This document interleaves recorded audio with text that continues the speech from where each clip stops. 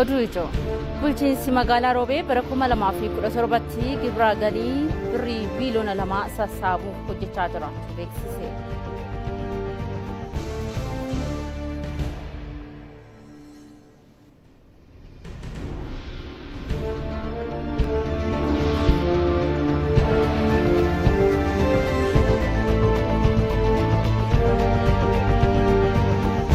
Israa'eel fi Hamas talaalii pooliyoo Gaazaatti kennamuuf jecha yeroo fi dhukaasa dhaabuuf walii galan.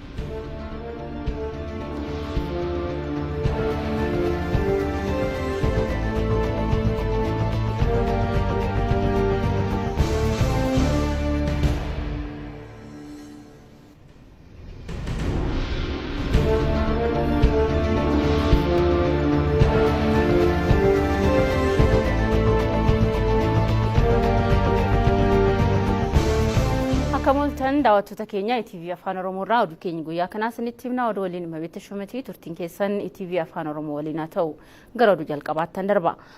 Raawwii fooyya'insa imaammata dinagdee biyya keessaatii fi hirmaannaan damee dhuunfaa murteessaa ta'uu ministeerri muummee itti aanaa Tamasgan Xurunee himaniiru. Agarsiifni torbee daldalaa biyyaalessaa mata duree kan Itoophiyaa bitaa jedhuun gaggeeffamaa turee fi waltajjiin maree damee dhuunfaa fi mootummaan gaggeeffamaa ture xumurameera. Muzayyin Maammaa dabalata qaba.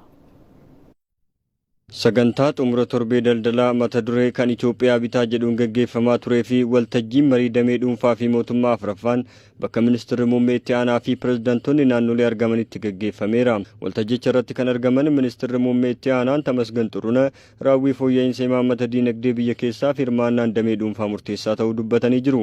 Dameen dhuunfaa piroojeektoota dandeettii mootummaa qoruu danda'an kanneen akka maaddiin biyyaaf hojiilee tola ooltummaa fi kanneen biroo irratti gahee olaanaa bahachuu kan himan ministeerri muummee itti aanaan milkaa'ina fooyya'insa dinagdee lammaffaa fi hirmaannaan damichaa murteessaadha jedhanii jiru.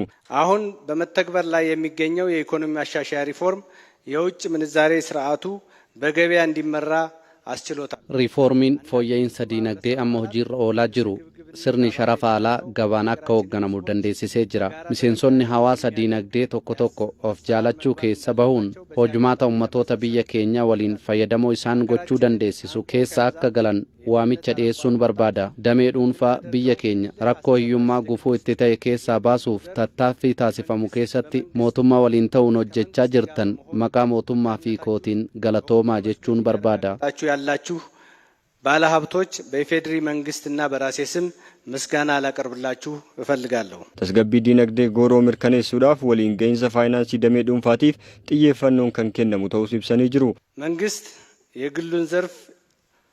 የግሉን ዘርፍ የኢኮኖሚው መሪና አንቀሳቃሽ እንዲሆን በርካታ የማክሮ ኢኮኖሚ mootummaan dameen dhuunfaa dinagdee biyyattii akka si'eessaniif fooyya'insa maakroo ikonomii baay'ee taasisee jira.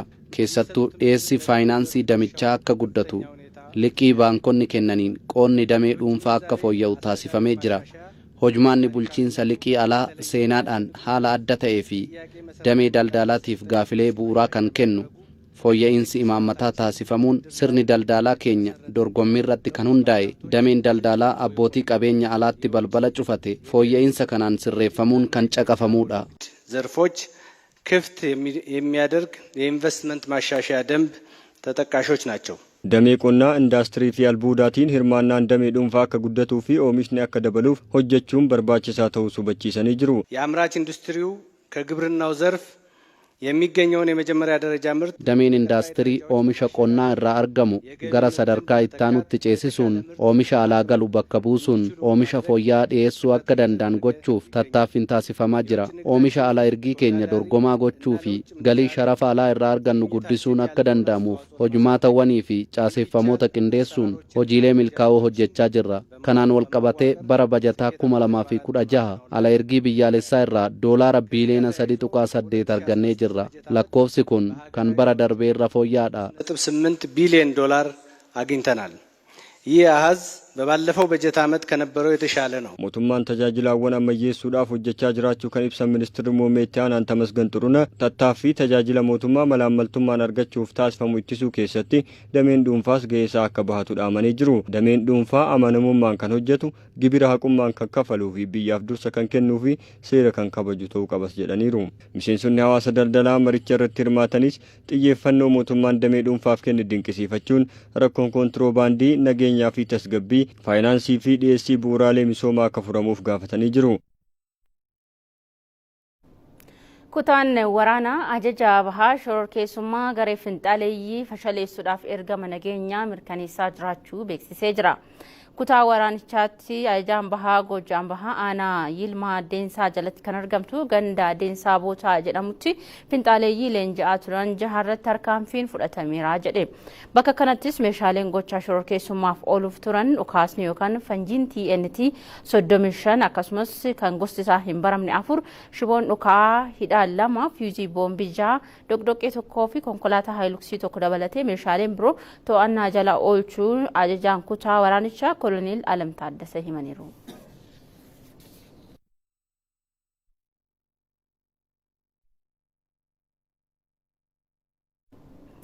Miseensonni shanee waamicha nageenyaa fudhachuun harka kennatan leenjii haaromsaa wiirtuu leenjiitti galaa jiraachuu biiroon koominikeeshinii Oromiyaa beeksise. Qaamoleen kunniin gochaa badii kanaan dura uummata irratti raawwatanitti gaabbuu isaanii himanii jiru. Gabaasni waajjira koominikeeshinii Oromiyaati kan dhiyeessu Sanii Amaaraati. Yeroowwan garagaraatti miseensonni shanee harka kennachaa fi waamicha nageenyaa fudhachuun karaa nagaatti deebi'aa turaniiru. Miseensonni shanee karaa nagaa filachuun harka kennatan kunneen leenjii haaromsaa fudhachuuf gara leenjiitti galaa jiraachuu biiroon koominikeeshinii Oromiyaa beeksiseera. Waamicha nagaa mootummaan irra deddeebiin taasisaa jiru hordofee miseensonni shanee hidhatanii bosona galuun nageenya uummataa booressaa turan gocha isaaniitti gaabbuu dubbatu. Ani daandii nagaa filachuudhaaf wanti na kakaase inni baay'een uummatumatu miidhama beekta.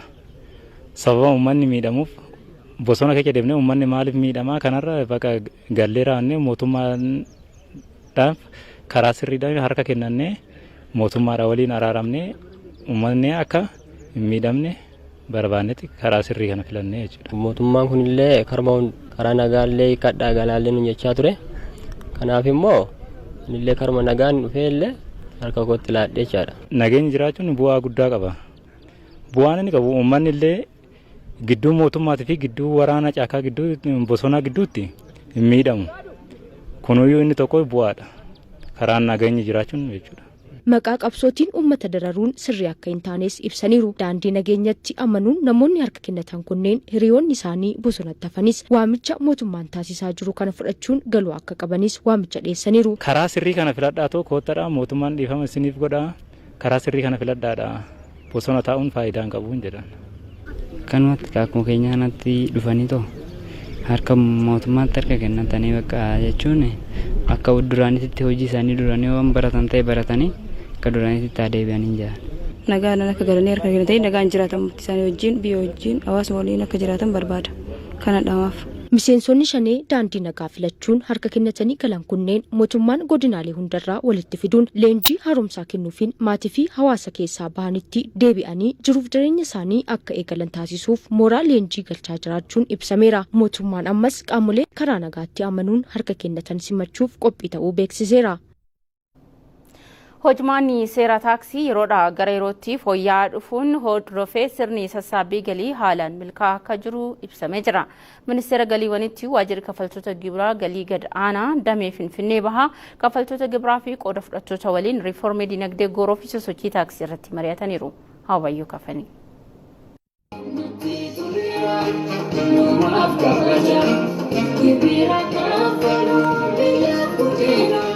Ministeera galiiwwanitti waajjirri kaffaltoota gibiraa galii gad aanaa damee Finfinnee bahaa kaffaltoota gibiraa fi qooda fudhattoota waliin riiformii dinagdee gooroo fi sosochii taaksii irratti waltajjii marii adeemsiseera. Hojiirra oolmaan kaffaltii e-peeyimentii yeroodhaa gara yerootti fooyya'aa waan jiruuf adeemsa sassaabbii galiis salphachaa fi si'oomina qabaachaa dhufeera jedhameera. Kaffaltootni gibiraas seera ittiin bulmaataa taaksiif bitamaa waan jiraniif sirni sassaabbii galiis daran milkaa'aa dhufeera jedhameera. Yeroodhaan kafaluu dhabuu isaanii tokko dhala ofirraa qaba. Adabbii ofirraa qaba. Inuu isa sila kafalanii yerootti waan xinnaa kafaluu qaban isaan kana irratti bardanii guddaa fida. Kun immoo deemee maallaqni guddaa kan ta'u yoo ta'e isaan hojii isaanii keessa daldala isaanii keessa akka hin turre rakkoo irratti uumuu danda'a jechaadha. Gabaa keessas bahuu danda'u. Qabeenya isaanii gurgurchiisuu danda'a. Of eeggannoodhaan hojjechuun baay'ee barbaachisaadha tokko kana jechaadha. Lammaffaan waliin dhahinsa hojii wal qabate olaantummaa seeraa darbuun yakkaanis nama gaafachiisa. E-taaksiitiin gaafa beeksisnu akkam goona waajjirri galiiwwanii iddoo irratti riippoortii kana dhiyeessinu nu kennee jira. Galiif baasii keenya yeroo jennu waggaa tokko keessatti namni tokko galii ammamii argatee dhaabbata sanaatiin galii argate sana erga kaa'ee booda akkasumas immoo galii kan argachuuf baasii hammamii baase kan jedhu isa kanas tokko tokko isaa tarreessee umarratti galiin waggaa sana keessatti nuti arganne yookaan immoo net profit kan jedhamu galii kanarraati immoo mootummaaf gibira waggaa hin kaffallaa jechuudha. Akka kanattidha kan nuni hojjechaa jirru. Anis immoo elektiroonik siistemii maatiin fayyadameen galii kos beeksiseera, baasii kos beeksiseera. Akkasumas waggaa kanarratti kanarraa eegamu akkuma nun beeksisneen karaa teelee birrii qarshii amma kana mootummaaf kaffaluu qabdu kan jedhu nu dhufa. Kanaaf isa sanas kaffalee jira. Waltajjii irratti raawwiin karoora hojii waajjira kaffaltoota gibiraa damee Finfinnee bahaa akkasuma karoorri bara 2017 mana hojichaas dhiyaatee hirmaattota waliin irratti mari'atameera. Ministeerri galiiwwanii bara dhufu birrii biiliyoona 851 walitti qabuuf akka karoorse himameera. Ministeerichi bara 2022tti galii biyyattii fi baasii biyyattii wal simsiisuuf mul'ata qabatee hojjetaa jira. Karooricha milkeessuufis tarkaanfileen teekinooloojiin deeggaramaniis fudhatamaa akka jiran himameera. Qaamolee seera taaksiif hin bitamne kanneen nagahee seeraa hin agarsiifne kanneen nagahee sobaa agarsiisan fi kanneen biroo irratti tarkaanfiin seeraa fi bulchiinsaas fudhatamaa akka jiru himameera. Yoo seera kan eeguu baanne gibiraas hin kafallaa adabaas hin qaba. Adabarraa hin baana oomishaafis yookaanis waan mangistiin yaadee hojjetuuf yaada gurguddoo qaba jechuudha. Seeraan bitamuu kan barbaadan jiru. Akkasumas immoo seeraadhaaf bitamuuf ta'uu barbaadanii garuu immoo rakkoon adda addaa kan duubatti isaan rakkisu jira. Walumaa galatti immoo seeraaf bitamuudhaaf kan hin feene jiru. Akka dhumaatti immoo walumaa galatti seeraaf bitamuullee kan hin barbaanne jiru jechuudha. Warra darasanii sobaa gurguran yookaan immoo nagahee sobaa gurguran kaffaluu ta'uu qabanii ta'uu hin kaffaliin dhoksan irratti tarkaanfii fudhachaa jira. Bulchiinsi magaalaa Roobee gibira irraa galii bara 2017 birrii biiliyoona 2 ol sassaabuudhaaf akka hojjetaa jiru beeksisee jira. Kaffaltoonni gibiraa magaalaa Roobees gibira isaanirraa eegamu amanamummaadhaan akka kaffalan himanii jiru. Taaddasaa Tarrafaa dabalataa qaba. Obbo Abrahaam Geetaawun hojii gaggeessaa fi hundeessaa warshaa nyaataa የተባበሩት magaalaa Roobeetti argamuuti. Hojii qonnaa gaarfaatti eegalanirraa ka'anii amma indaastiriitti guddatanii warshaa nyaata paastaa, makaroonii fi buskuutaa maatii isaanii waliin hundeeffatanii jiru. Hojii hojjetanirraatiis bara darbee gibira mootummaa birrii miiliyoona 17 amanamummaan akka kaffalan dubbatu. Magaalaafis ta'ee Oromiyaatiif galii guddaa galchina. Bara taree badhaafamnee jirra. Badhaasas arganneerra. Ammas galiin keenya kan bara taree sana gara miiliyoona 17 ol galchine. Kan baranaafis saniin caala. Amma herreega san dalagaa jirra. Kanaafuu galiin keenyas guddateera. Maali inni kana keessa warshaan kun hunduu amma gara hojii keessa waan seeneef galiinis akkasumatti waan guddatuuf mootummaadhaafis galii baay'ee galchina. Obbo Girmaa Bayyanaas hojjetaa warshaa nyaata የተባበሩቲiti. Mindaa argatanirraatii gibira isaanii amanamummaan kaffalaa jiru. Hojjetaa mootummaataan ture. Hojjetaa mootummaarraa sooroma bahee asitti qarshii 10,000 naa kafalu. 10,000 naa kafalu kana keessa 3,000 gibiraan kafala. Biyya kootifan kafalachaa. Maaliif gibira malee jiraachuu hin dandeenye. Biyyan qaba hoon jedhe yoo ani gibira kafale. Yoo biyyi kun guddate guddinni koo kun biyya waliin kan guddachuu danda'u. Biyya guddisuu immoo gaheen koo narraa eegama. Dirqama kooti, lammummaa kooti, lubbuu kooti jechuudha gibira kafaluu. Kanaaf gibirri kafalamu dirqama odoo hin ta'in jaalalaan biyya ofii guddisuudhaaf. Kanaaf ani 3,000 baatii tokkoon narraa hin murama. Obbo Abrahaam gibira hojii hojjetanirraa akkasumas gibira mindaa hojjettoota isaaniirraa amanamummaadhaan sassaabuun kaffalaa akka jiran dubbatanii jiru. Gibira mootummaadhaaf kafalamuun dirqama. Biyyattiin teenna galiin ishiin qabdu tokkoffaan gibira uummatarraa sassaabuudha hojii hojjetameerra. Kanaafuu suni dirqama kenna. Gahee mootummaa qooda mootummaa san galchuun dirqama. Maali inni kun mootummaan waan biraan qabu kanuma keessaan wanni hojjetamaa jiru kun marti hunduu amma kalaalaa jiru wanni baay'ee hojjetamaa jiru akka magaalaa kennaatu waan baay'een hojjetamaa jiru kuni marti gibira nu sassaabnee galchitu san irraa malee biyyi keenya waan biraa waan hin qabaanneef kanaafuu amantummaadhaan gibira mootummaadhaaf galchuun waan guddaadha. Bulchiinsi magaalaa Roobee abbootii qabeenyaa fi daldaltoota gibira amanamummaan kaffalaniif beekamtii kennuusaas ibsee jira. Miliyoona 20 warra kafalu jira, miliyoona 30 warra kafalu jira, 50 warra kafalu jira. Bara barattiin jijjiirame jechuudha akkaatuma hojii isaaniitti irratti hundaa'e.